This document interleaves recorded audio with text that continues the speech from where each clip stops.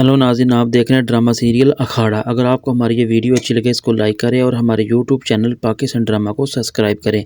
लेकिन जो रेशमा होती है वो दिलशेर से कहती है कि अगर इंसान अपना मकसद याद रखे तो मुश्किल से मुश्किल वक्त जो रास्ता वो भी इंसान का इंसान हो जाता है। लेकिन रेशमा दिलशेर से पूछती है कि तुम्हें अपना मकसद याद भी है कि नहीं, या भूल चुके हो। लेकिन जो दिलशेर होता है वो रेशमा से कहता है हाँ बिल्कुल, मुझे अपना मकसद याद और अच्छी तरह याद है। अब मैं सिर्फ ये सोचता हूँ कि उस मकसद को किस तरह पूरा करना है, वो बहुत जल्द मैं उस मकसद को पूरा करूँगा। लेकिन जो सितारा होती है वो ये सोचती है कि ये सब उसी का जुनून था, लेकिन जिस पागल से मैं मोहब्बत और प्यार कर बैठी। लेकिन मुझे अगर पता होता कि ऐसा नहीं होना तो मैं कभी भी उसके साथ ना प्यार करती, ना मोहब्बत करती, और ना ही आज मेरी ज़िंदगी में इस तरह की दुश्वारी पैदा होती। लेकिन जो दिलशेर होता है वो भी सितारा के बारे में बहुत ज़्यादा सोच रहा होता है कि काश उसकी शादी इसके साथ हो जाती, लेकिन उसका बाप इस बात से इनकार कर देता है।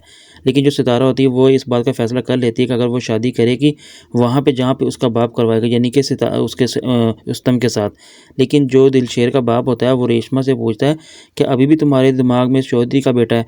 लेकिन जो रेशमा होती है वो दिलशेर के बाप से कहती है कि अभी भी मैं सिर्फ अपने मरे हुए चेहरे, अपने शोहर के चेहरे को याद करती हूँ, और जब वो मैं देखती हूँ तो मुझे बहुत ज़्यादा रोना आता है, लेकिन मैं उसको कभी भी भूल नहीं सकती हूँ, ना ही कभी बुला सकती हूँ उसको।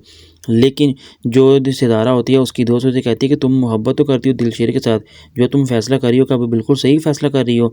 लेकिन उसका बाप भी खुश होता है कि उसकी बेटी ने उसकी बात मानी है, और सितारा कहती है हाँ बिल्कुल, मैंने जो फ़ैसला किया वो बिल्कुल ठीक है, इसलिए मैं शादी भी वहीं करूँगी जहाँ पे मेरे फ़ादर चाहते हैं, यानी कि रुस्तम के साथ ही मैं शादी करना चाहती हूँ।